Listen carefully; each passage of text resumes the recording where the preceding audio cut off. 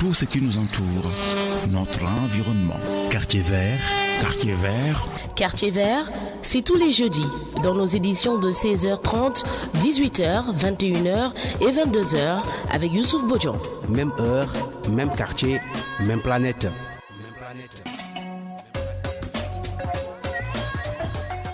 C'est une émission voyance ci RFM àllarba bu jot bu 23h10 jotee woo leen ki nga xam ni moom moo di Serigne Touré bépp sujet boo xam ne da ngeen bëgg waxtaane ak moom dina leen tontu woo leen ko ci 88 628 14 14 mu seetal leen wax leen tey wax leen suba daa di leen nettali li nga xam ne moom la gis ci yéen kon nag mbokk yi woo leen Serigne Touré ci 88 628 14 14 mercredi bu jot 23h10 la voyance en direct sur RFM.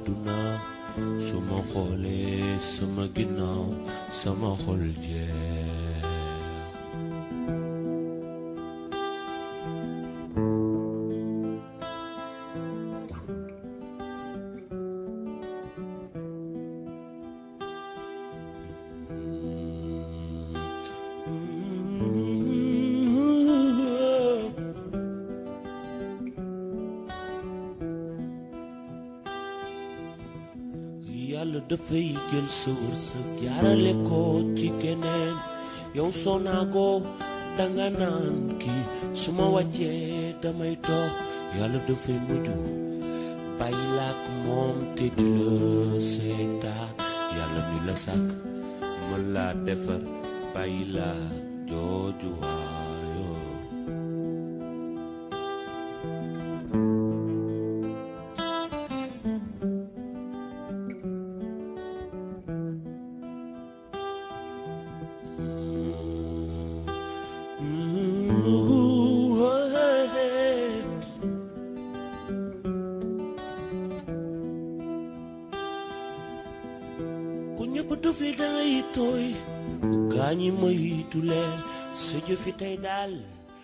أعوذ بالله من الشيطان الرجيم بسم الله الرحمن الرحيم لا حول ولا قوة إلا بالله العلي العظيم mbokki auditeur bu rajo Futur Média gannaaw bi ñu leen nuyoo di leen ziyaare di leen baalu àq te di leen baal di ñaan yàlla tabaski bi ñu génn lépp luñ ci def ci wàll jaamu yàlla yal na ko yàlla nangu te wasaare ko ci dëkk bi di ci ñaan it suñ borom dogal ci wàccee ci ndox mi ci jàmm incha allahu rabbi mu doon nawetu jàmm ñëpp xaj ci barke yonent bi sallallahu alayhi wa sallam di leen jéggaluwaat bu baax nag te di leen baalu àq te di leen baal di ñaan suñ borom yàlla def ci jàmm mu mel ni nag émission bi mu ngi waaj a tàmbali waaye ngeen dugg ci émission bi nag di ngeen oote ci 88 628 14 14 wala 88 628 43 43 bu ngeen ñu jotul jot mbokk yi danañ leen jox ay tegtal mbokk mi asalaamaaleykum.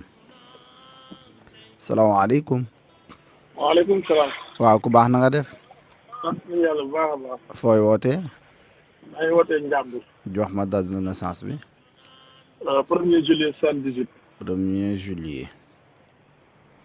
voilà buntu bi mu feeñal Mahdi la loolu nag buntu wàll yaakaar maanaam soo xoolee da nga doon doomu aadama boo xam ne nee na suñu borom dana dogal ci yow buntu ubbeeku dina am ci yow.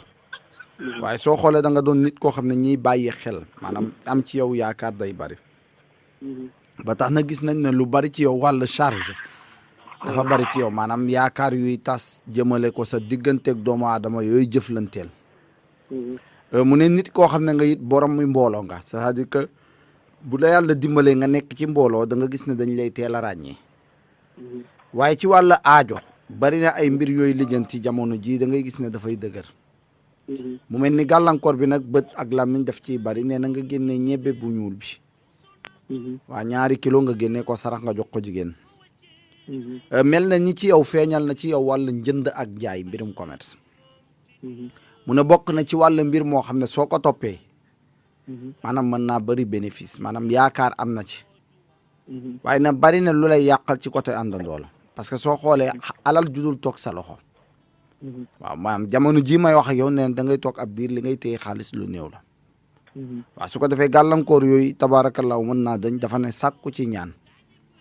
waaw te it na nga génne 2 kilo yàpp xar. waaw nee na nga génne ko sarax nga jox ko jigéen. waaw nee na soo ko defee incha allah ubbeeku dina am. feeñal na aussi ci wàllu relation ci ay nit yu baax yoo xam ne suñu borom dina la ko dénk. waaye pour nga wax nit sa soxla daf lay jafe. waaw su ko defee dafa ne sàmmal diggante yi. mu ne soo ko defee day yëkkatiku dina am. mu ne gannaaw jafe-jafe yi buntu mbégte mu ngi nii ci yow. bon gis na ne changement mën naa am ci say mbir mais dafay laaj maanaam topp parce que yombul ci sa wàllu mbir mu gaaw. waaw mais incha allahu rabbi nee na soo ko toppee. buntu mucc ngi nii ci sa diggante yow ak doomu aadama yi. mu feeñal ci wàllu côté sëy. mu ne jigéen a ngi doo ko xam ne nee na noo ko borom fonk. waaw non seulement baax na mais wërsëg mu ngi am sa diggante yow ak moom yaakaar dina ci am. su ko defee fruit la wax nga jël nga génne ko sarax. waaw incha allah boo ko defee rek dina baax dégg nga. waa kay jërëjëf ñu ngi lay gërëm bu wàcc 88 628 14 14 wala 88 628 03 03 bu ngeen ni jotul jot mbokk yi ñu jox leen ay tegtal mbokk mi asalaamaaleykum. maaleykum salaam. waaw ku baax na nga def. sant yàlla. fooy wootee. Padois. Padois jox ma date de naissance bi. 1478. ah. 1478. 17. 1478. 14. waaw 78. voilà buntu bi mu feeñal si Omar la loolu nag mooy nit koo xam ne nga gis nañ ne borom pas-pas nga maanaam soo xoolee da nga doon nit koo xam ne soo duggee ci dara da nga ciy dem ak ba mu jeex waaye soo xoolee dañuy gis ne sa wàllu mbir dafay faral di dëgër parce que même jamono ji ci wàllu côté am dafay néew. waa ñaaree am bi pour nit yëkkati jox la lu la jafe la. liggéey ba stable yi dafay faral di jafe ci sa côté su ko defee ay gàllankoor la mais mën naa dëñ. waaw daf la ciy digal nga ut 3 kilo dugub. waa nga ñaan ci soxla bi nga sarax ko jigéen. beneen bi aussi mooy des fois da ngay gis ne sa xel day jaxasoo ñaare muy ànd ak tàngat maanaam nga mel ni da ngay gis ne sa yaram day tàng xol bi di jaxasoo. waaw loolu nag gis na ne maanaam gàllankoor boo xam ne la fii mu ngi ànd ak yow da ngay gis ne bëri na ay yaakaar yu tas yi koy def ci wàllu rab bi la da nga am àndandoo bu lay yàqal. waaw su ko defee dafa wax ne d'abord na nga ci sàkku ñaan. mu ne soo ko defee di nga am xol bu sedd. mu gis it aussi nit koo xam ne dina am lu muy waxtaan ak yow. waaye proposition boo xam ne la nee na borom na ci bàyyi xel. waaw parce que lim lay wax ak li nekk. mbir la yoo xam ne maanaam dana baax si sa diggante yow ak moom. waaw su ko defee fonkal diggante boobu la wax. waaw incha allah boo ko defee doo ko rëccu parce que lam lay wax njëriñ dina ci juddoo. waaye dañ ciy gis ne hésitation ci sa wàllu côté lay nekkee. waaw su ko defee dafa xam ne sàmmal diggante bi la wax. incha allah boo ko defee rek dina baax dégg nga. waaw gisoo si yoonu tukki wala leneen yu demee noonu. waaw ci wàllu côté tukki jamono ji moom la wax ci njëlbeen ne la di nga am ay pour waaye nag desandiku na parce que li ko waral mooy dëgër laay bi ci wàllu àndandoo bi yaakaar yu tas si day faral di bari ci yow. maintenant su fekkee loo xam ne da nga bëgg a taxaw ci gannaaw boo génnee 3 kilo dugub yi sàkku ci ñaan incha allah boo ko defee mën naa jàppandal. incha allah dégg nga. tukki bi buntu yi ba leer nag yooyu. non jamono ji moom taxawaay bi même bu fekkoon looy dugal la dama la nga xaar tuuti parce que li mu feeñal boo ci dëgg maloo mën nga ci am yaakaar bu tas. maintenant moo tax mu ne nga jiital ci wàllu saraxu dugub bi 3 kilo. soo ci noppee nga wut ci wàllu ñaan ba pare parce que dafa taxawaay boo xam ne maanaam mën nga ci am déception. incha allah dégg nga. waa kay jërëjëf ñu ngi lay gërëm bu baax ci 88 628 14 14 wala 88 628 03 03 bu ngeen ñu jotul jot mbokk yi ñu jox leen ay tegtal bu aajo ay sarax danañ leen ko wax ñoom mbokk yi mais asalaamaaleykum. waaleykum salaam. waaw ku baax na nga def. sant yàlla bu baax. fooy wootee. Fouta. Fouta jox ma date de naissance bi. 1989. 1989. voilà kooku de Yunus la yow nag lim njëkk a feeñal mooy tabaarakallaahu borom pas-pas nga.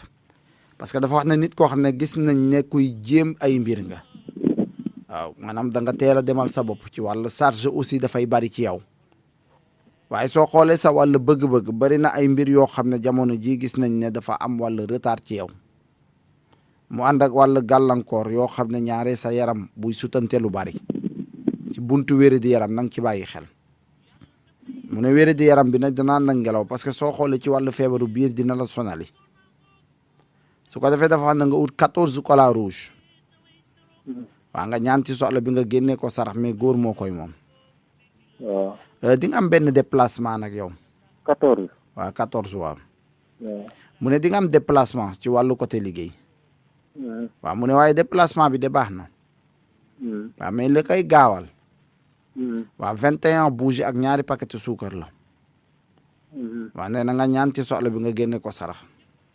21 bougie ak ñaari paquet suukar waaw nee na nga ñaan ci soxla bi nga saraxe ko waaw soo ko defee maanaam mën naa jàppandal la wax te buntu xéewal dana ci am waaye gis nañ ne it ci wàllu relation maanaam suñ borom dénk na la ay nit ñu baax waaye dafay néew pour nga wax nit sa soxla loolu moom gis nañ ne ñaare doo koy exploité waaw su ko defee dafa wax ne exploité relation yi maanaam dina la jural buntu mucc la wax waaw parce que boo xoolee nit koo xam ne nga tabaarakallah même ci wàllu nit ñaare boo nekkee ci mbooloo danañuy bàyyi xel sa kàddu waaw su ko defee dafa xam ne maanaam relation yi na nga ko exploité parce que buntu wërsëg bu muy feeñal la ci yow nee na incha allah boo ko defee dina baax ci sa wàllu côté waa kay jërëjëf ñu ngi lay gërëm di ziar waa Fouta bu wàcc 88 628 14 14 wala 88 628 03 03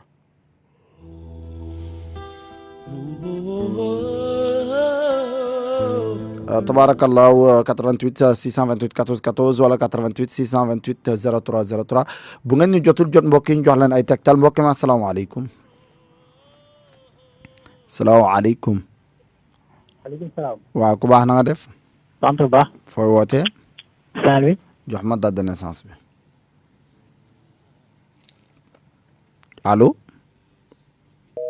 mu mel ni dem na rek su mu ne dellu si waan mu ñëw ci 88 628 14 14 wala 88 628 03 03 bu ngeen ñu jotul jot mbokk yi ñu jox leen ay tegtal mbokk mi asalaamaaleykum.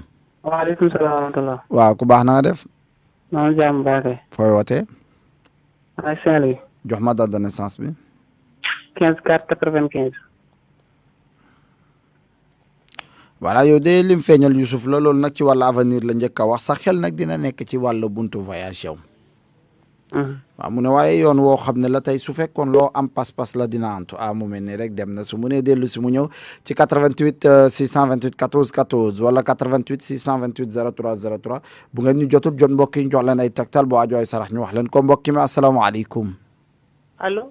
waaw asalaamaaleykum. waaleykum salaam. waaw soxna si na nga def. sant yàlla bu baax. alhamdulilah fooy wootee. Ndar. Ndar jox ma date de naissance. 56 ans. 56 ans.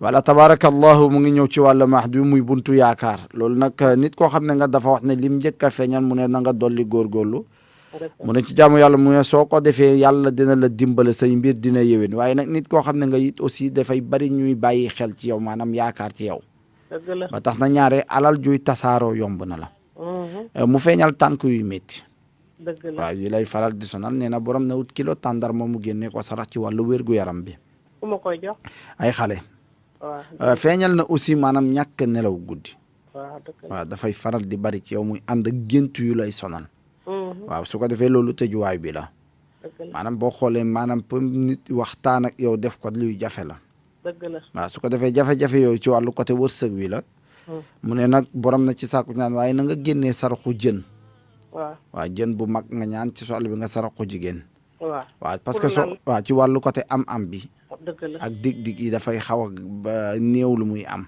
dëgg la maanaam ñaare bu la nit waxee du ko def waaye it am bu daje ci sa loxo lu la jafe la dëgg la waaw su ko defee dafa xam ne saraxu jën bi baax na ci waaye nee na nga génne ko sarax jigéen nga koy jox nag mu ne su la yàlla dimbale aussi lépp loo dugg lu mu xat-xat su fekkee ne farlu nga wax na ne mbir la moo xam ne mën naa yéwén mais ci wàllu côté njaboot nag aw bi day desandiku la wax dëgg la waaw à chaque fois da ngay gis ne cat bi dafa bëri ci seen côté waaw su ko defee foofu dafa utal leen ñaan waaye na nga génne ñaari ndabu laax nga yéene ci wàllu côté njaboot bi ci seen wàllu taxawaay bi nee na soo ko defee incha allah mbégte dina juddoo ci sa mbir la wax.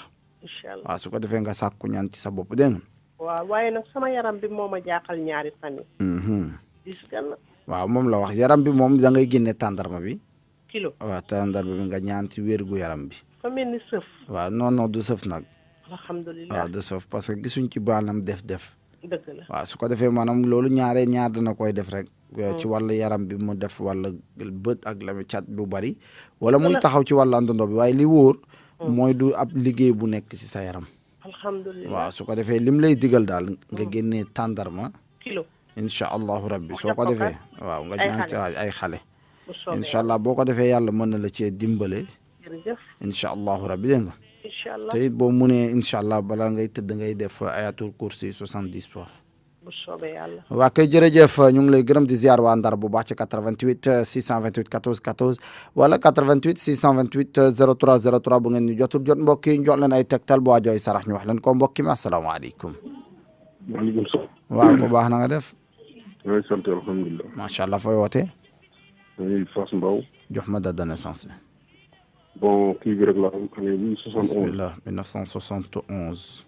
tabaarakallahu Ibrahim lay indi yonent yàlla Ibrahim loolu nag lim njëkk a feeñal mooy da nga doon nit koo xam ne nee na l'esprit n'est pas tranquille mu ne li koy indi nag ci ñaari mbir lay doon benn bi ci wàllu buntu avenir bi ci wàllu côté liggéey. parce que dañuy gis ne li ngay fournir ak li ngay jot day ute.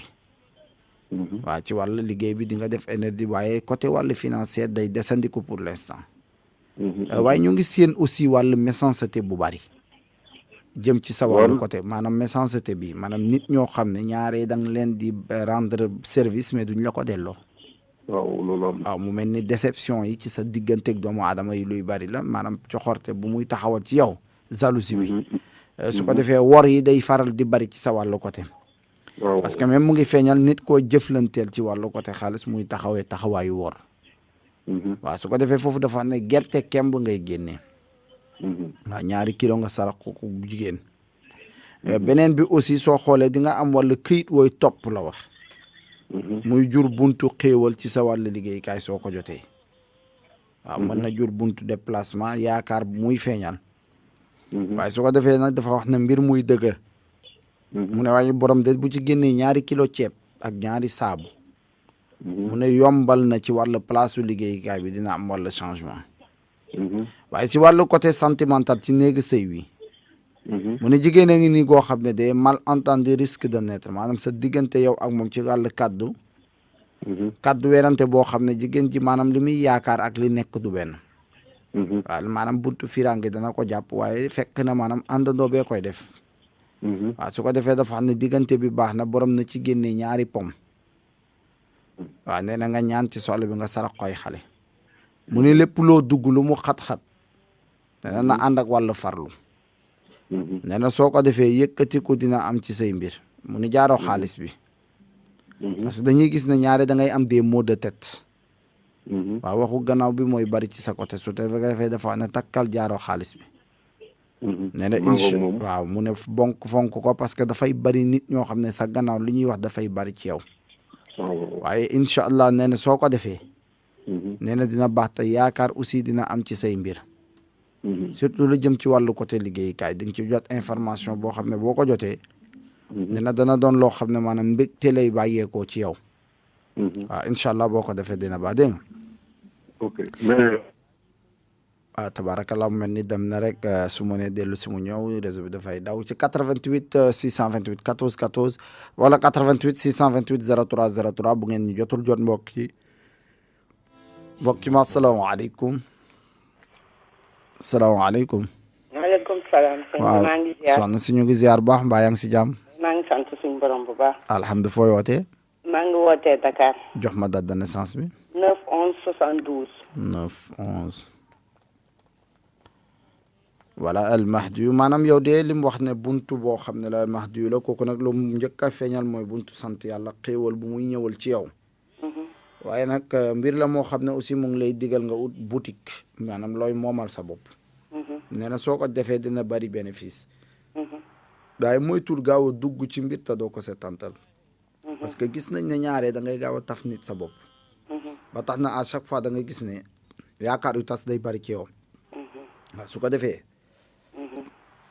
jafe-jafe bi dafa wax ne da ngay génnee nakk ceeb waaw 33 waa nga génnee ko sarax parce que soo xoolee yow bari na loo xam ne da nga koy gént waaw te soo ko géntee da nga koy gis waaw mu ne aussi sa nelaw bariwul waaw su ko defee maanaam nakk ceeb bi dana la dimbale ci lu bari waaw su ko defee ci wàll jafe-jafe yooyu day dëñ beneen bi aussi mu ne lépp loo dugg nga ànd ak nëbb sa mbir nanguwul siiw nag waaw nanguwul siiw te yi bul di toog benn place maanaam déplacement lu baax ci yow la waaw mu ne waaye ci wàllu côté digganteeg nit koy waxtaanal mu jëm ci wàllu côté relation bi waaw dafa gis ne maanaam jafe-jafe ci sa wàllu côté xel ñaar boo xam ne mën nga koy am waaye nag nee na li ngay xalaat ak li nekk du benn waaw su ko defee loolu sa wàll rab moo koy def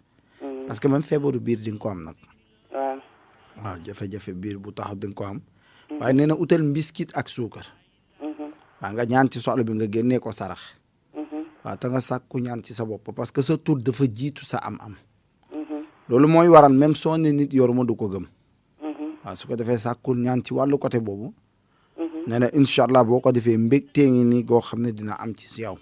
léegi tukki bi nag. waaw buntu tukki bi moom mën na ne. waaw parce que lu jàppandal la. loo xam ne la sax dafa wax ne borom bu ci demee dina ci am bénéfice maanaam dana yaatu. waaw su ko defee li nga cey jiital ca sarax. mooy nga ut fruit nga jaxase ko. waaw nga sarax koy xale. waaw parce que borom dafay dem ñëw mooy déplacement bi mu dox ca njëlbeen. waaw da ngay dem ñëw. waaw mbir la moo xam ne nag soo ko defee daal am nañ yaakaar mën naa sotti dégg nga. incha allahu rabbi. toxu feeñul. waaw déplacement tuxu bi moom feeñagul waaye nag almas du su fekkoon tey loo bëgg a waajal la. mbir la moo xam ne dina baax. parce que dafa la wax ci njëlbeen ne la bougement bi maanaam déplacement bi. fii ak yaa ngi jóge ci bërëb dem ci bërëb mën naa baax ci yow. kon tukki bi daal naa ci soobu déggal tukki bi daal naa ci soobu. waaw tukki bi moom mën naa ne ci mbaaxu yàlla incha allah. waa kay jërëjëf ñu ngi lay gërëm bu baax ci 88 628 14 14 wala 88 628 03 03 bu ngeen ñu jotul jon mbokk yi ñu jox leen ay tegtal bu aajo ay sarax ñu wax leen ko.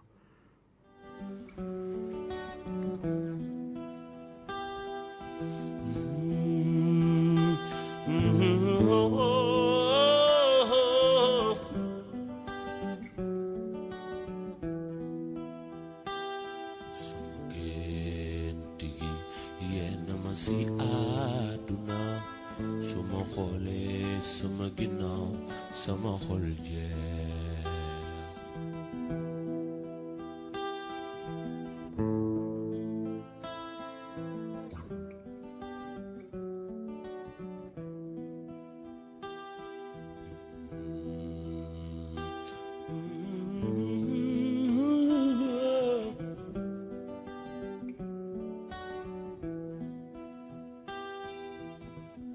yàlla dafay jël sa wërsëg jaarale ko ci keneen yow soo naagoo danga naan kii su ma wàccee damay toog yàlla dafay mujj bàyyi laak moom te di la seetaan yàlla mi la sàkk mën laa defar bàyyi laa jooju waayoo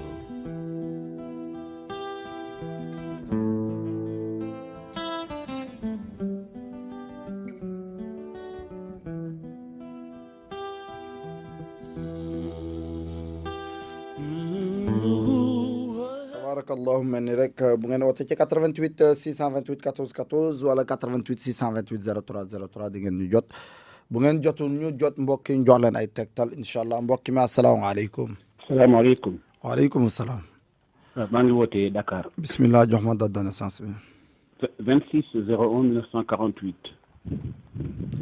voilà tabarakallahu mu ngi ñëw ci wàllu Idriss loolu nag mooy nit koo xam ne nga lim njëkk a feeñal ci wàllu côté soppe la waaye soo xoolee ci wàllu soppe yi nee na soxna yi jigéen ñooy ëpp soppe ci yow beneen bi aussi dafa wax ne nit koo xam ne nga mu ngi feeñal ci wàllu situation ci wàllu côté am bi ñu gis ne maanaam dafay bari ci sa wàllu mbir alal juy tasaaroo muy def wàllu gàllankoor ci lépp loo xam ne des investissements wala dara loo xam ne di nga ko taxawal mais da nga gis ne à chaque fois dafay am wàllu retard gis na aussi ci wàllu côté wér gu yaram mu ne na nga sant yàlla waaye nag gis nañ ne jafe-jafe ci wàllu wéré di yaram dina la sonal waaw su ko defee foofu dafa ne maanaam borom na ci génnee ñam buñ toggee diwlu maanaam mu mel ni ceeb nga ñaan suñ borom fànqal la lépp luy gàllankoor ci yow ñu gis aussi beneen mbir moo xam ne ci wàllu côté am ci wàllu liggéey boo xam ne sa mbiru bopp mu ne borom de bu fi taxawalee mbiru boppam ci wàllu njënd ak jaay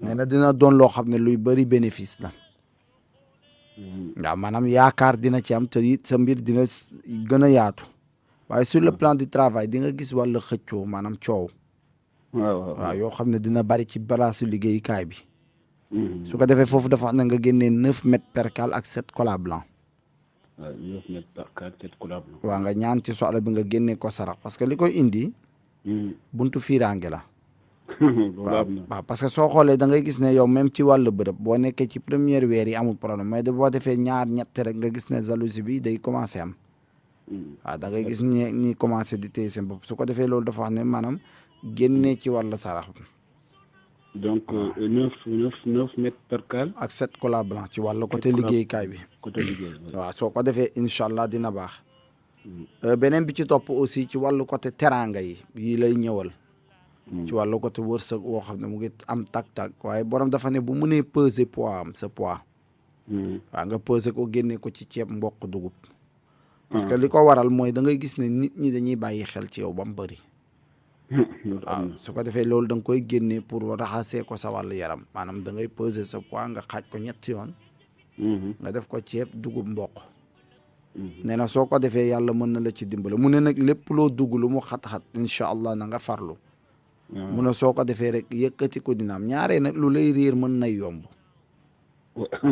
waaw loolu moom ci wàllu àndandoo bi nekk ak yow moo koy def day tas sa yaakaar waaw su ko defee nang ci sàkku ñaan aussi waaw nee na incha allah boo ko defee dina baax parce que même ci wàllu négocier di nga dem ba nga xam ne da ngay sentir kàttan buy wàññeeku te loolu moom moo koy def su ko defee foofu dafa dëggal nga jël sa yére boo sol yow waaw nee na nga génnee ko sarax waaw ci côté boobu ñaan ci suñ borom jox ko góor waaw nee na incha allah boo ko defee dina baax dégg nga jërëjëf ñu ngi lay gërëm bu baax ci 88 628 14 14 wala 88 628 03 03 bu ngeen jotul jot mbokk yi ñu jox leen ay tegtal bu aajo ay sarax ñu wax leen ko mbokk mi asalaamaaleykum salaamaaleykum waaleykum salaam waaw ku baax na nga def so alhamdulilah xaaral paas la kii asalaamaaleykum waaleykum salaam soxna si na nga def maa ngi fi alhamdulilah fooy wootee ah fan ngay wootee Grand Yoff jox ma date de naissance bi ah jox ma sa date de naissance date de naissance 1er mai 92 voilà buntu bi mu feeñalal Mahdi allo oui waaw Mahdi la muy buntu yaakaar teraanga gu war a ñëw ci sa wàll mbir waaye nag sa wàll avenir na nga ci bàyyi xel ci wàllu surtout lu jëm ci auto étude dafa xam ne nit koo xam ne nga soo góorgóorluwul ku ciy teel a génn ngay doon parce que li koy waral mooy fàtte daf lay yomb waaw beneen bi aussi des fois da ngay gaaw a découragé mooy gaaw a découragé waaw ci say mbir tout le temps da ngay nekk ci dara waaw bu ko defee loolu yaakaaru tas yooyu mooy waral des fois à chaque fois doo engagé wu ci dara pour nga am ko dafay jafe dëgg la maintenant aussi wàllu côté financier maanaam xaalis waaw pour maanaam nit yëkkati jox la dafay néew ci yow waaye nag wax na ne na nga jël mburu nga def ci dara nga sarak koy xale waaw mu feeñal nag ci néegi sëy mu ne nag nit kuy teel a dugg ci sëy nga waaw mu ne waaye ne dana doon loo xam ne luy jàppandal la te baax na la wax waaye dañuy gis ne xel ñaar bi ci sa wàllu côté dafay bari waaw des fois da nga bëgg a engagé wu ci dara mais da ngay sikki sàkk ba mujj bàyyi ko loolu nag dëgër laay boobu ci wàllu gàllankoor la ci wàllu côté yaram bi muy def wàllu jafe-jafe ñaaree gis baax buy am retard ci yow waaw loolu mbiri àndandoo la waaw soo ko defee tabarakallah mu mel ni dem na rek bu mu ne dellu si mu ñëw te bu ñu koy fay rajo téléphone 88 628 14 14 wala 88 628 43 43 bu ngeen ñu jotul jot mbokk yi ñu jox leen ay tegtal bu aajo ay sarax ñu wax leen ko mbokk ma salaamaaleykum maaleykum salaam. waaw ku baax na nga def. maa ngi sant bu baax xoolal le 4 août 1970. le 4 août 70. waaw fooy wootee. maa ngi wootee Dakar fii. voilà tabarakallahu yaa ngi ñëw Souleymane loolu nag su ko indee mooy nit koo xam ne nga nee na nga sant yàlla boo sàkkoo wàlla xam-xam suñ borom dana la ci dimbale. mu mel ni rek dem na soo mu ne nga wut wenn ginaar bu weex ci say projet parce que nitu projet nga ñaan ci soxla bi nga sarax ko góor incha allah ci 88 628 14 14 wala 88 628 03 03 bu ngeen ñu jotul jot mbokk yi mbokk mi asalaamaaleykum. maaleykum salaam. waaw soxna si na nga def. naa def. alhamdulilah fooy woote. Kër Massar. ba tax ñu naan tey.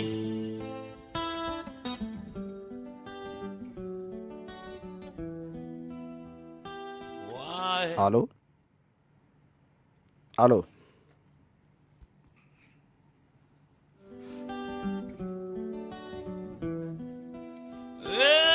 suma xoolee suma ginnaaw wéccu daal di am.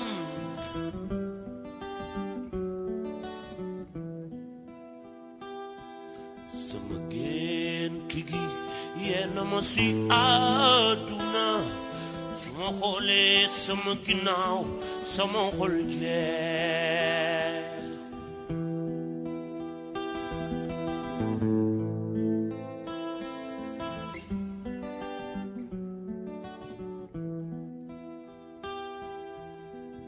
yàlla dafay jël sa wërsëg jaarale ko ci keneen yow soo nangoo danga naan kii su ma wàccee damay torox yàlla dafay mujj bàyyi la ak moom te di la seetaan yàlla mi la sàkk mun laa def bàyyi la jooju waayoo.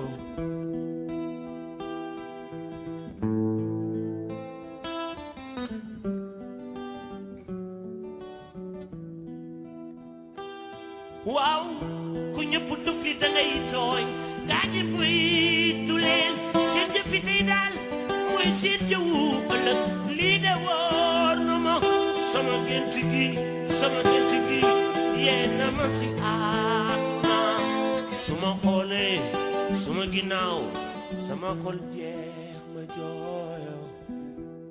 tabarakallah incha allah mu mel ni rek ci 88 628 14 14 wala 88 628 03 03 bu ngeen ñu jotul jot mbokk yi ñu jox leen ay tegtal bu ajooy sarax danañ leen ko wax mbokk mi asalaamaaleykum.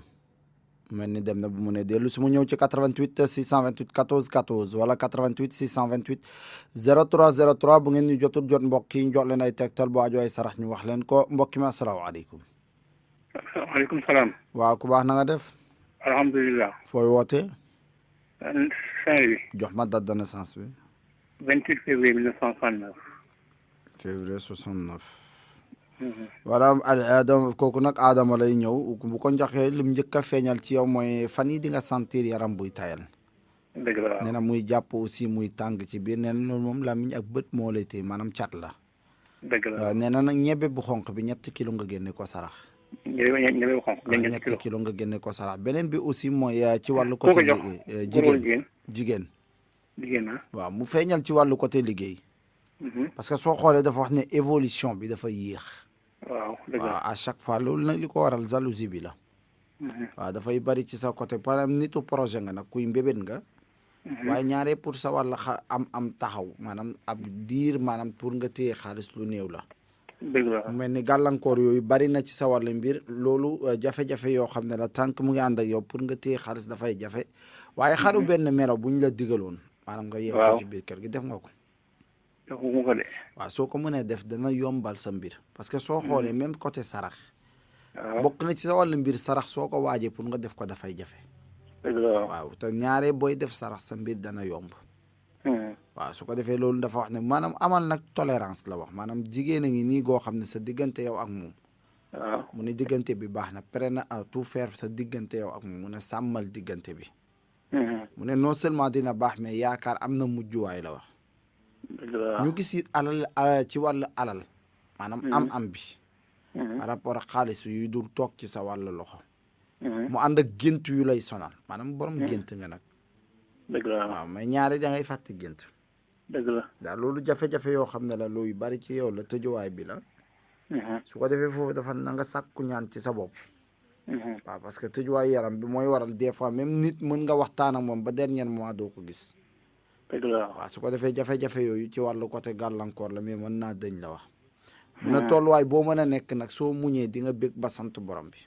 incha allah waaw su ko defee dafa xam ne sàkkul ñaar xaalis a ngi nii goo xam ne nag. ci yow la jëm si maanaam lu ñu lay jox lay doon.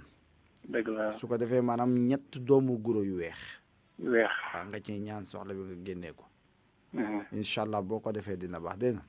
dëgg la merci jërëjëf. waa kay jërëjëf ñu ngi lay gërëm di ziar waa Ndar bu baax ci 88 628 14 14 wala 88 628 03 03 bu ngeen ñu jotul jot mbokk yi ñu jox leen ay tegtal bu aajo ay sarax ñu wax leen ko mbokk mi asalaamaaleykum. waaleykum salaam wa rahmatulah. waaw ku baax na nga def. maa ngi nii alhamdulilah. mbaa yaa ngi si jàmm. maa ngi nii alhamdulilah maa ngi wootee Gueule Tapée. Gueule Tapée jox ma date de naissance bi. 1981. voilà Youssouf yow de lim njëkk a feeñam mooy nit koo xam ne nga wax na ne suñ borom dogal na ci yow da nga doon nit koo xam ne kuy am wàllu responsabilité buy teel a ñëw ci yow nga. mu ànd ak wàllu charge yoo xam ne dafay bari ci yow. ba tax na ñaari da ngay gis ne ñuy yaakaar ci sa wàllu côté bari na waaye sa wàllu aajo dafay faral di dëgër. soo xoolee jaaree nga yóotu benn mbir mi difficilement nga koy jotee.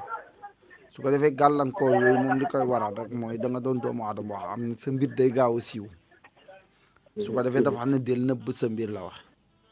waaye ñu gis nag yoonu voyage. waaw mu ne yoon wii de baax na la wax. waaw maanaam non seulement baax na mais yaakaar dina te yow di nga jëflanteeg nit ku weex. waaw ci wàllu liggéey. waaw su ko defee lim lay digal mu ne sàmmal diggante bi nag baax na waaye nag na nga sàkku ñaan. parce que li ko waral mooy des fois di nga nekk ci benn affaire ba mu dox mu yàquwaat. waaw mu ne ñaare aussi da ngay faral di tayal. waaw tayal bi aussi gàllankoor la yoo xam ne dafay lay sonal des fois. waaw muy def wàllu ndigg buy métti. waaw ngelaw lay doon su ko defee dafa xam ne na nga ut 7 cola rouge. waaw juróom-ñaar nga ñaan ci soxla bi nga sarax ko ku góor. waaw nee na soo ko defee dina baax mu ne ku jigéen ki nag mu ne sàmmal diggante bi. tabarakallah mu mel ni dem na rek su mu ne dellu si mu ñëw ci 88 628 14 14 wala 88 628 03 03 bu ngeen ñu jotul jot mbokk yi ñu jot leen ay tegtal boo aajo ay sarax ñu wax leen ko incha allah mbokk mi asalaamaaleykum.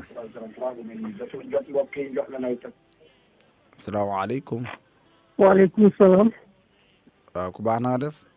maa ngi fi alhamdulilah. macha allah fay wootee. maa ngi wootee Ziguinchor. jox ma date de naissance bi. 13/3/88. 13/3.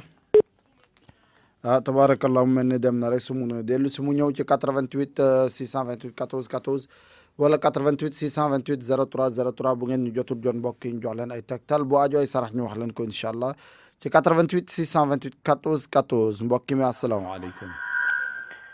asalaamaaleykum wa rahmatulah. waaleykum salaam ñu ngi lay ziar ku baax. sëñ bi ñu ngi delloo ziar. alhamdulilah fooy wootee.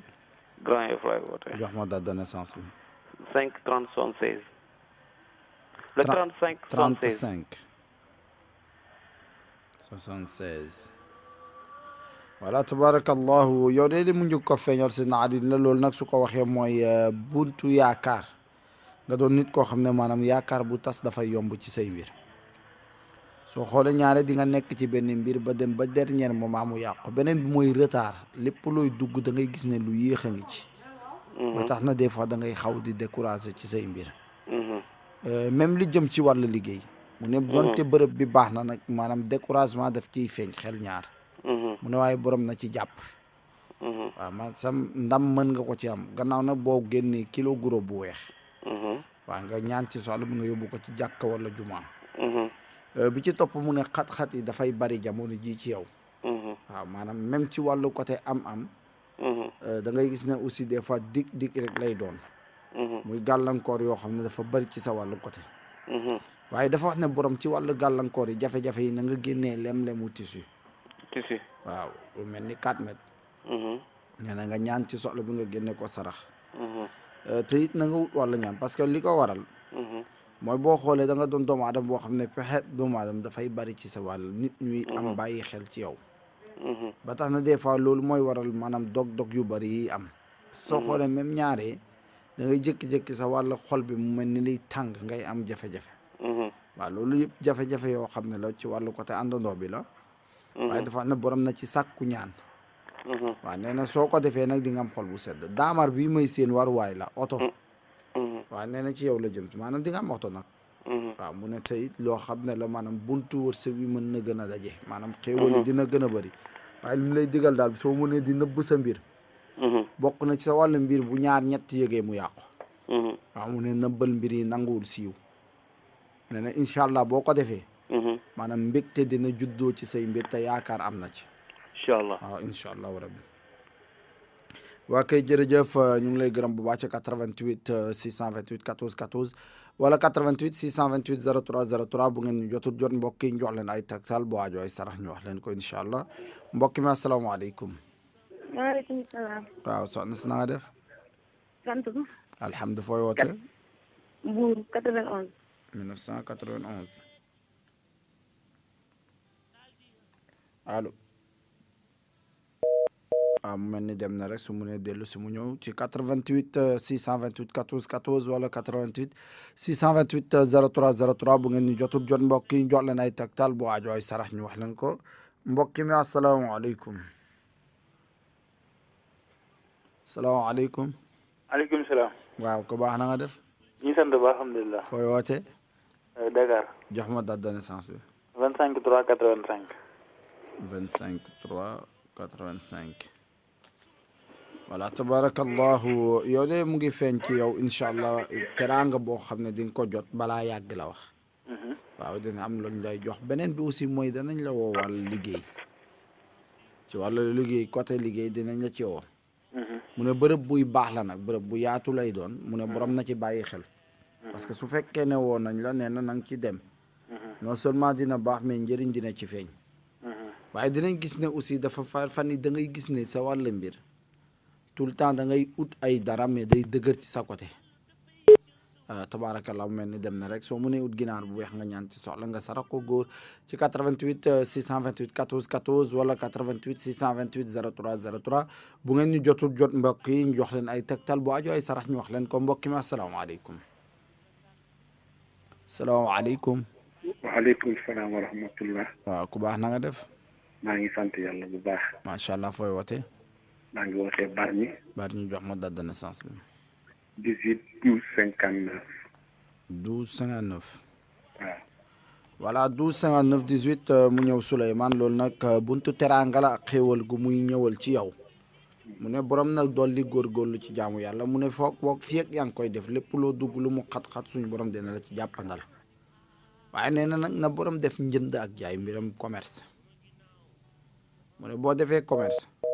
waaw tabaarakallaahu incha allah nee na dina baax te yaakaar aussi dina ci am mu ne nag na nga ci bàyyi xel bu baax ci 88 628 14 14 wala 88 628 03 03 bu ngeen ñu jotul jot mbokk yi ñu jox leen ay tegtal bu aajo ay sarax ñu wax leen ko mbokk mi asalaamaaleykum. salaamaaleykum. waaw ku baax na nga def. maa ngi fi alhamdulilah. fooy wootee. Dakar. jox ma date de naissance bi. 6 janvier 86. 6 janvier 86. voilà tabarakallahu loolu nag ci wàllu taxawaay bi Idriss la loolu nag lim njëkk a feeñal mooy borom soppe nga la wax. ay nag soo xoolee ci soppe yi jigéen ñoo ci ëpp la wax. dëgg la mais ñaare wàllu relation aussi da nga ciy bëri jafe-jafe.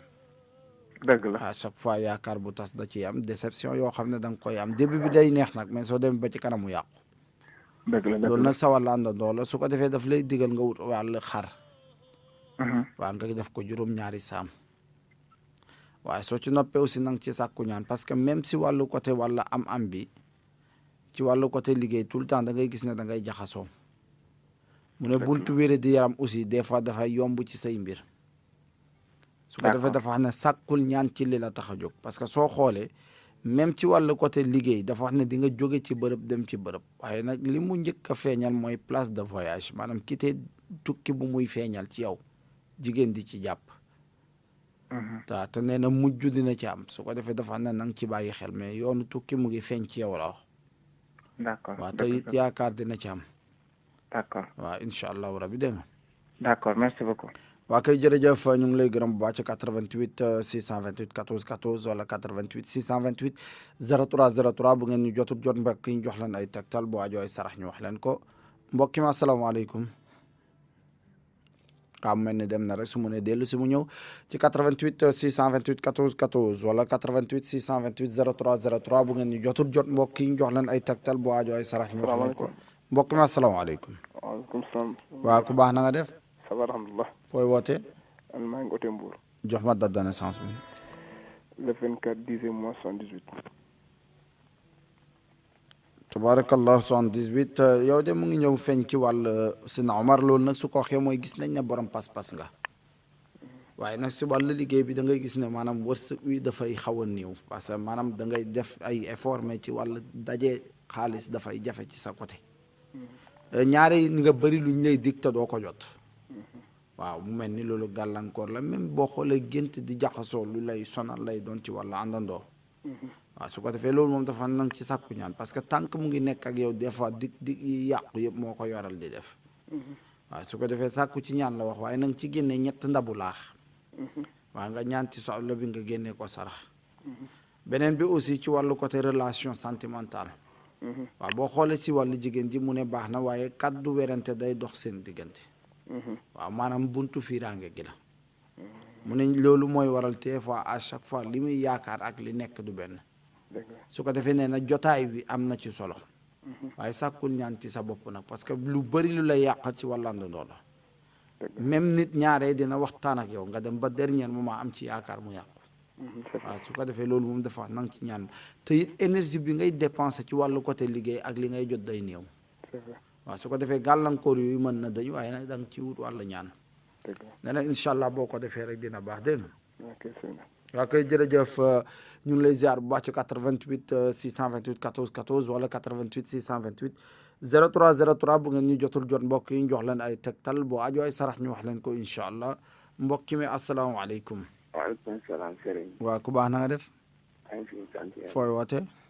maa ngi Kër Massar. jox ma date de naissance bi.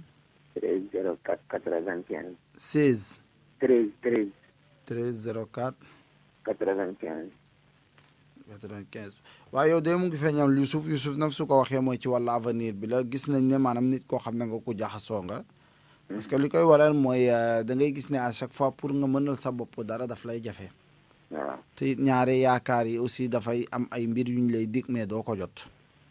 waaw su ko defee loolu gàllankoor boo xam ne la da ngay jël sa maanaam këyitu tabax. nga wut ci 12 ak ñett sondel ak ñaari saabu nga génne ko sarax. parce que làmmiñ it dafa bëri ci say mbir nag. waaw beneen bi aussi mooy àndandoo parce que boo xoolee da ngay gént di jaxasoo. waaw loolu moom rabbee koy def su ko defee loolu aussi bokk na li lay yàqal soo si mu utee ñaan mooy li gën tam ci génne wàllu sarax. waaw parce que boo xoolee même ci wàllu guddi gi ñaare di nga gént mais da ngay fàtte. waaye ñaare loo ci jàpp dafay réaliser. su ko defee dafa xam ne sàkkul ñaan te nga wut ginaar bu xonq. waaw nga ñaan ci soxla bi nga sarax ko jigéen nee na dana yombal sa wàll dundin. waaw su ko defee incha allah boo ko defee rek yëkkatiku dina am parce que feeñal na sax ci yow maanaam dem ci wàllu tukki bitim réew. waaw loo xam ne lu mën a nekk la waaye dafay laaj defar yaram bi nag. waaw incha allah boo ko defee rek la nga cey mbébét mën naa antu dégg nga. waa koy jërëjëf incha allah ci 88 628 14 14 wala 88 628 03 03 bu ngeen ñu jotul jot mbokk yi ñu jox leen ay tegtal bu ajooy sarax ñu wax leen ko incha allah mbokk mi asalaamaaleykum. salaamaaleykum. waaleykum salaam. waa ku baax na nga def. sant nañ bu baax. fooy wootee. Dakar. jox ma date de naissance bi. 25 3 85.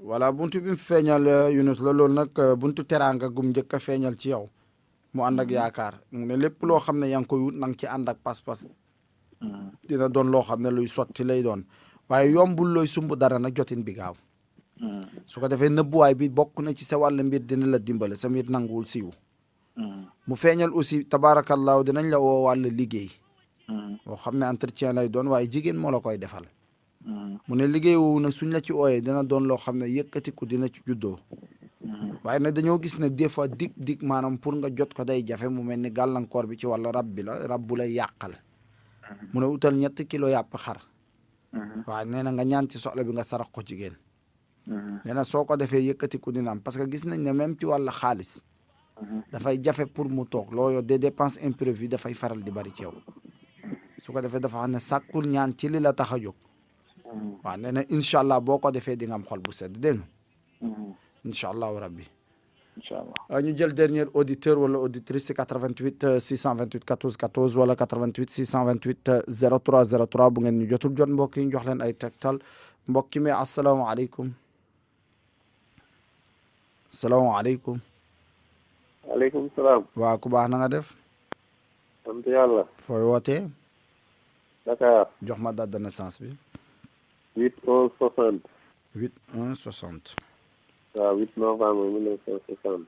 ok voilà yow de buntu bi mu feeñal Issa la loolu nag li mu njëkk a feeñal mooy na nga bàyyi xel buntu wéré di yaram dina la sonal boo xam ne yaram bi dina sutante fan yi ngay sentir yaram buy diis waaw bu ko defee loolu gàllankoor boo xam ne la mën na dañ nee na nga ci ut nag 2 kilo ñebbe bu ñuul bi nga génne ko sarax parce que làmmiñ ak wax dafay bari ci sa yow beneen bi mooy alal juy yàqu à chaque fois loo investir da ngay gis ne jafe-jafe daf ciy bari alal juy tasaaro beneen bi aussi ci wàllu évolution ci sa wàllu côté liggéey dafay yéex loolu nag ci wàllu àndandoo la rab bu lay yàqal su ko defee moom daf lay digal maanaam si wàllu sarax nga jël gi xarub benn melo waaw nga ñaan ci soxla bi nga génnee ko sarax nee na bés boo ko defee di nga gis ne ubbeeku dina am parce que gis nañ ne borom pas-pas nga mais sa alal du daje xaru sarax bi ma yeewu ko sama kër wala ma génnee ko. waaw li gën mooy xar wi soo ko mënee yeew ci biir kër gi moo gën ok waaw nee na dana yombal sa mbir te nga sàkku ñaan parce que rab mooy yàq say mbir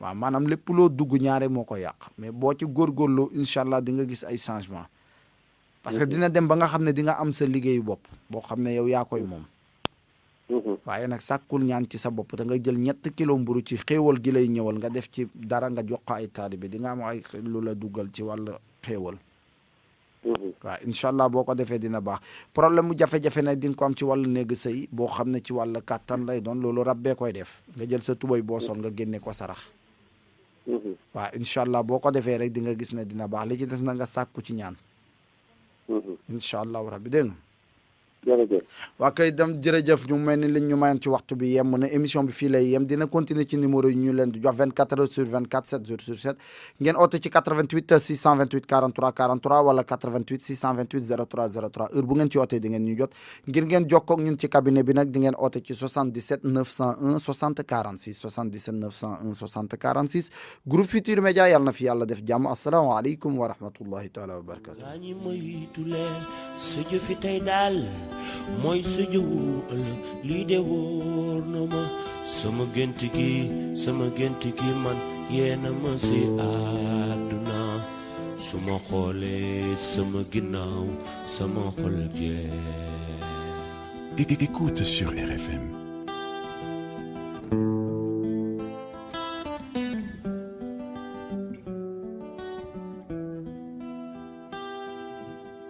Suma xoolee sama ginnaaw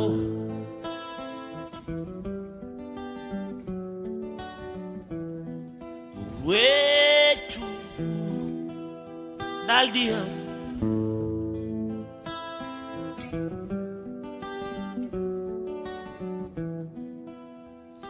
waaye dëmba tax ñu naan tey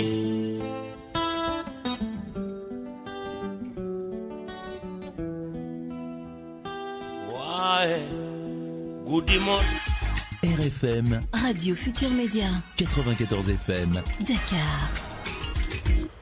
Jeudi 15 août 2019, jour de l'Assomption. Bonne fête à toutes et à tous. Il est minuit à Niakhar, Bicol et Diouroup dans le département de Fatick. RFM Nuit, top, c'est parti. Jean-Paul Nour.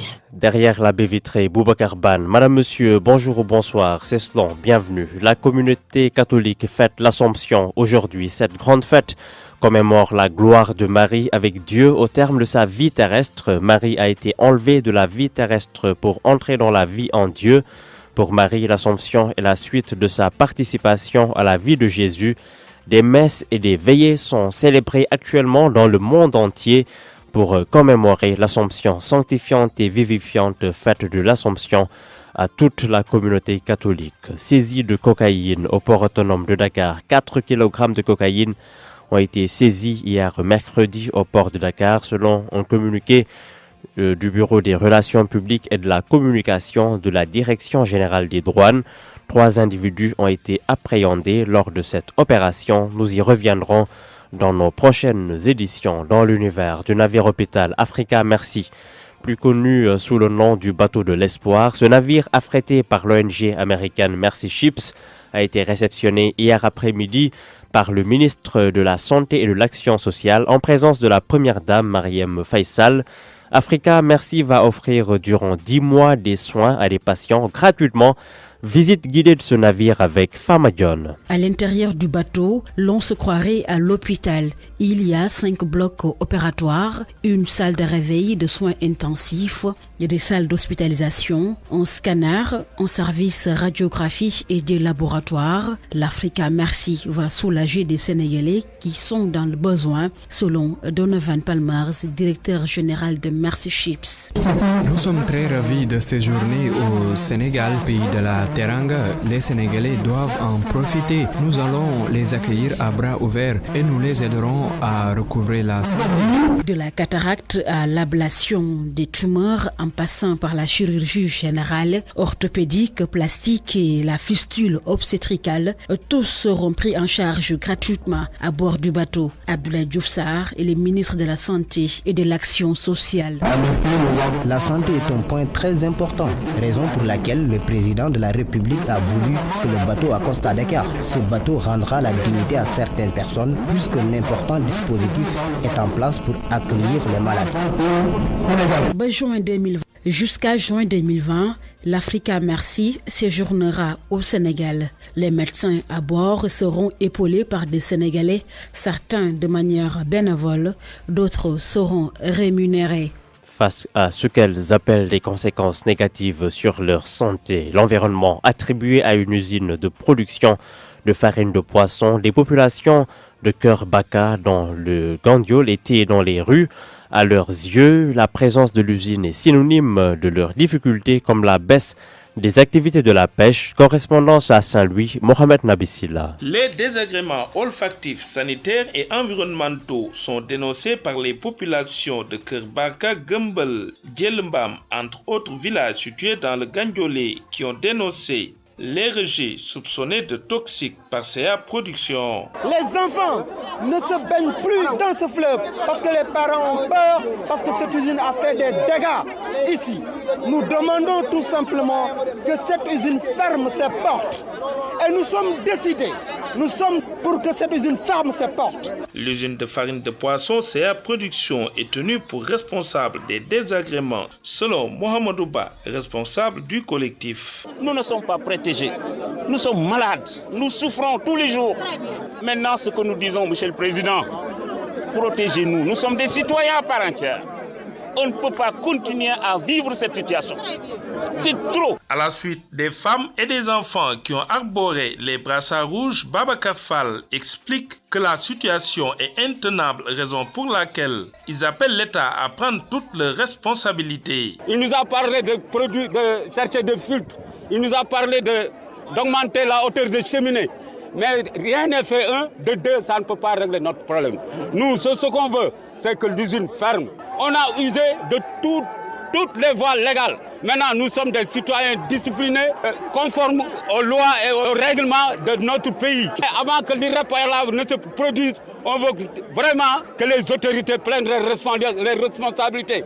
Que l'usine-là soit fermée. Sinon, nous, population, on va la fermer. Informés, les Chinois responsables de CA Production sont venus à la marche encadrée par la gendarmerie. Une provocation selon les habitants qui ne se suffisent pas des mesures prises par les responsables de l'usine. RFM Saint-Louis, Mohamed Nabissila. Récupération des terres des mains de propriétaires illégaux à Guédiawaye sur le littoral.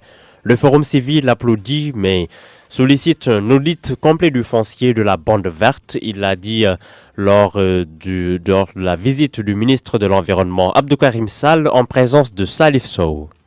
pour faire en sorte que ceux-là qui viennent s'installer de manière irrégulière soient délogés. Le ministre de l'Environnement se veut clair.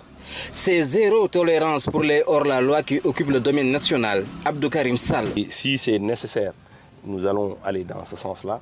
Je pense que ce que je viens de dire tout à l'heure, il faudrait quand même qu'on ait le soutien des populations. L'agression de la bande verte inquiète. En 70 ans, plus de 1000 hectares de cette partie du domaine national ont disparu au profit des promoteurs immobiliers, regrette l'autorité compétente. Pour le département de Guédiawaye, on était à 947 hectares. Je pense qu'il reste aujourd'hui 111,79 hectares. Pour le département de Pikine, nous étions à 681. Il y a eu 107 hectares de déclassement. Et pour le département de Rufisque, sur 1500 hectares, il y a naturellement aussi des occupations irrégulières. Pour sauver Dakar de l'avancée de la mer, le ministre de l'Environnement et du Développement durable avance 2 fortes mesures, reboisement et surveillance du littoral. Dans les jours à venir, comme nous avons fait avec Technopole, nous allons ériger une brigade qui va renforcer la surveillance dans toute cette bande, notamment allant de Guédiawaye jusque dans le département de Rufisque. C'est notamment d'accentuer le reboisement. Abdou Karim Sall a été sur une partie du littoral de Rufisque, Pikine et Guédiawaye. Dakar est en danger, a constaté le ministre de l'Environnement. Salif Sow, Guédiawaye, Radio Futur Média. Le conseiller municipal de Louga veut donner le nom d'El Hadji Djilimbaye à l'hôtel de ville. Le préfet du département, après examen, a renvoyé le projet pour une seconde lecture, mais l'équipe municipale persiste dans sa position.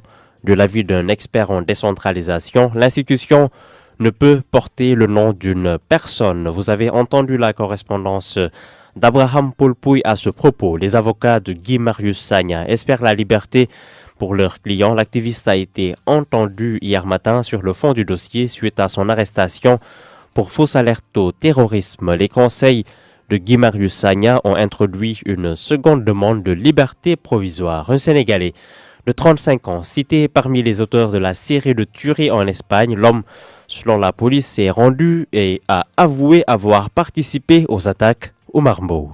Les choses semblent être claires sur la série de violences à Barcelone. Un Sénégalais de 35 ans avoue être l'auteur d'une attaque au commissariat de Mosso dans le district de Saint-Marty. Selon des sources, la police essaie de vérifier si ce qu'il dit est vrai avant de procéder à la détention. En 40 jours, 7 personnes ont été tuées à Barcelone, 4 dans des échanges de tirs et 2 par strangulation. Le maire de la ville, Ade Colau, a promis plus de sécurité dans la ville. Lundi, un jeune homme a été poignardé à Pau de la Figuera. Le mardi, une bagarre à coups de couteau sur la place de Pau Vita. Une personne est touchée mais pas de risque grave. Les données sur la criminalité à Barcelone sont inquiétantes. Dans l'ensemble, ils ont recensé une croissance de 9% de crimes depuis le début de l'année. Au Marmbo, plus d'1 million de cas de paludisme entre juin et août 2019 en Ouganda. L'annonce est du ministère ougandais de la Santé. C'est 40% de plus que l'année dernière à la même époque. Les régions du Nord sont particulièrement touchées. Le paludisme a tué 1600 personnes depuis le début de l'année en Ouganda. C'est 200 décès de plus qu'en 2018. Sport, pour finir, Afrobasket féminin. Affiche des quarts de finale, 11h30 Nigeria, RDC, 14h Mozambique-Égypte, 16h30 Mali-Côte d'Ivoire, 19h Sénégal, Angola. Résultat des huitièmes de finale hier après-midi, Angola-Kényan 64-51, Cap-Vert, RDC 46-78, Cameroun-Égypte 63-68, Côte d'Ivoire-Tunisie 74-50. Liverpool remporte la finale de la Supercoupe d'Europe par au tir au but 5-4 devant Chelsea. Score final 2 buts partout à la fin du temps réglementaire. Mené au score à la 36e minute sur un but d'Olivier Giroud. Liverpool a réussi à égaliser à la 48e minute avant d'aggraver le score avec un doublé de Sadio Mané. Et c'est à la 101e minute par penalty que Jorginho a égalisé pour Chelsea. Liverpool remporte donc sa 4e Supercoupe d'Europe de son histoire. À minuit, 11 minutes, à Brin, Enampor et Siganar. C'est tout pour ce bulletin. Merci d'avoir suivi. Merci à l'équipe d'RFM Nuit, à Ronandour et Boubacar Ban. Jean-Paul Ndour était à la présentation. Nous revenons à 1h pour le Flash en Wolof. D'ici là, les programmes se poursuivent. Madame, monsieur, merci de votre fidélité renouvelée à la radio Futur Média, la radio de toute l'actualité.